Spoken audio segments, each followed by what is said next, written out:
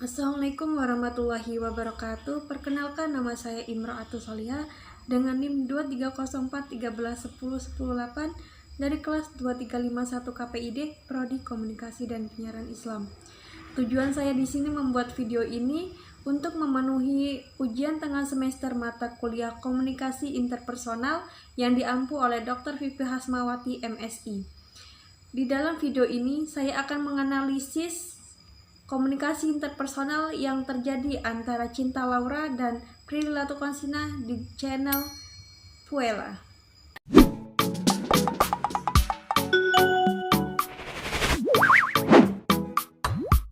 Sebelum saya menganalisis komunikasi interpersonal yang terjadi antara Cinta Laura dan Prilly Latukonsina, saya akan menjelaskan apa sih itu komunikasi interpersonal. Jadi, komunikasi interpersonal adalah komunikasi tatap muka yang terjadi antara dua orang yang memiliki reaksi secara langsung, berlangsung secara verbal ataupun non-verbal, dan memiliki sifat yang unik. Kenapa disebut unik? Karena komunikasi interpersonal memiliki 3 hubungan. Hubungan yang pertama afeksi, yakni hubungan saling memberi dan mendapatkan kasih sayang, di mana komunikasi yang terjadi antara Cinta Laura dan Prilly. Cinta Laura memberi rasa kasih sayangnya dengan cara menyapa Prilly dan mengajak Prilly bermain game. Prilly! Hai semuanya, makasih atas perkenalannya yang luar biasa itu, thank you, I'm flattered. Hari ini kita mau ngebahas independent women. Wow, I like that topic. Tapi sebelum kita obrolin itu, yuk kita main beer pong! Yay!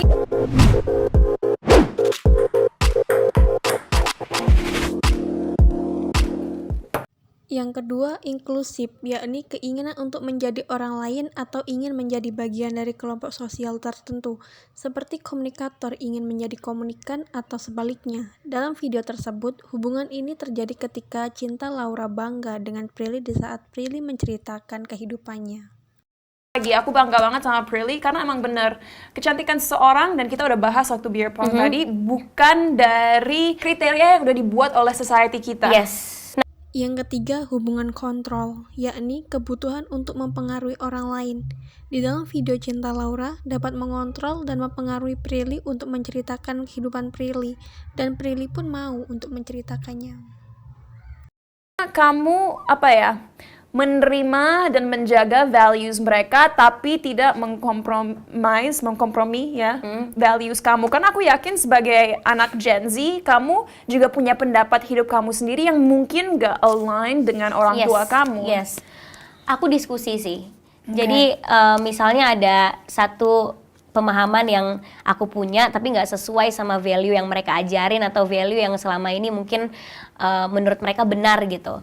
Akhirnya aku jelasin di zaman sekarang nggak bisa kita terapkan yang kayak gini, misalnya soal menikah gitu.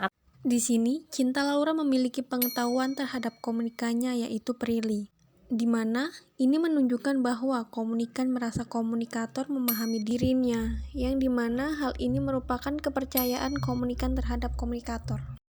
Menjadi artis, kamu sebenarnya kepikiran menjadi dokter atau guru TK. Yes. Kalau kamu bisa memutar balik waktu, would you still be one of those two things? Atau tetap milih jalan jadi artis? Tetap milih jalan ini sih. I already know what to do. Papa dan mama aku selalu kayak ngajarin, kamu tuh udah harus tahu 5 tahun ke depan mau kayak apa gitu. Terus di posisi aku yang sekarang udah harus tahu 10 tahun ke depan mau kayak apa. Jadi dari SMP aku udah dididik kayak gitu. Papa mama aku selalu ngajarin aku untuk jadi orang baik. Dan baik itu kan relatif ya. Jadi ya kayak apapun yang menurut kita baik ya lakuin, dan apapun yang menurut kita nggak baik jangan dilakuin, walaupun kita pengen banget ngelakuin itu gitu. Di sini kita mengetahui bahwa Prilly memiliki konsep diri berdasarkan pola asuhnya atau biasa kita sebut gaya kelekatan. Karena dari kecil Prilly sudah diajarkan untuk menjadi baik, maka ketika tumbuh dewasa ia juga akan menjadi orang yang baik. Hal ini menjadikan Cinta Laura memandang Prilly dalam sisi yang positif. Yang dianggap kayaknya di dapur aja, jadi ibu rumah tangga aja, kamu harus bisa. Di sini, Cinta Laura sering melakukan metakomunikasi, yaitu pesan di dalam pesan yang menyampaikan sikap dan perasaan pengirim terhadap pendengar. Seperti ketika bicara, Cinta Laura ingin menunjukkan kesetujuannya terhadap pesan yang disampaikan oleh Prilly dengan cara mengangguk atau juga menggunakan jari telunjuknya. Menurut aku menjadi perempuan yang mandiri tuh malah memudahkan pasangan kita gak sih? Iya. Aku sebel banget nih sama stigma ini. Gak usah pinter-pinter, nanti laki-laki takut loh ngedeketinnya. That's so annoying. Di sini, Cinta Laura sudah memahami Prilly dari sudut pandangnya, dan yang kedua, Prilly sudah memahaminya, di mana Cinta Laura menunjukkan ciri-ciri komunikator yang baik. Kita bisa ngurusin anak kita. You want it, you got it because you work hard. Of course. Iya kan? You too.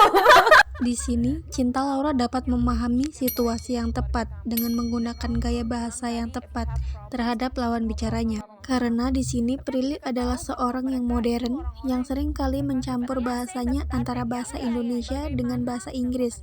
Maka Cinta Laura pun menggunakan gaya bahasa yang sama.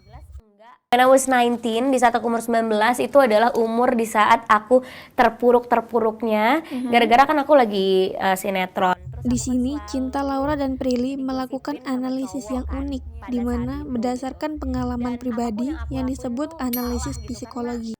Aku gak bisa jadi diri aku ya. Orang sukanya aku berperilaku kayak gini di infotainment, aku harus ikutin. Padahal itu bukan diri aku, itu aku stres banget sih.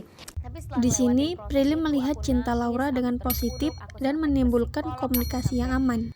Sehingga pria terbuka atau percaya kepada Cinta Laura, begitupun sebaliknya. Nah, jadi ketika komunikator memandang komunikan dengan positif dan juga komunikan memandang komunikator dengan positif, maka menurut Jendela Johari, komunikasi antara Cinta Laura dan Prilly merupakan pada posisi yang aman dan juga menciptakan keharmonisan dan keakraban. Kalau tadi analisis dari saya, sekian dan terima kasih. Wassalamualaikum warahmatullahi wabarakatuh.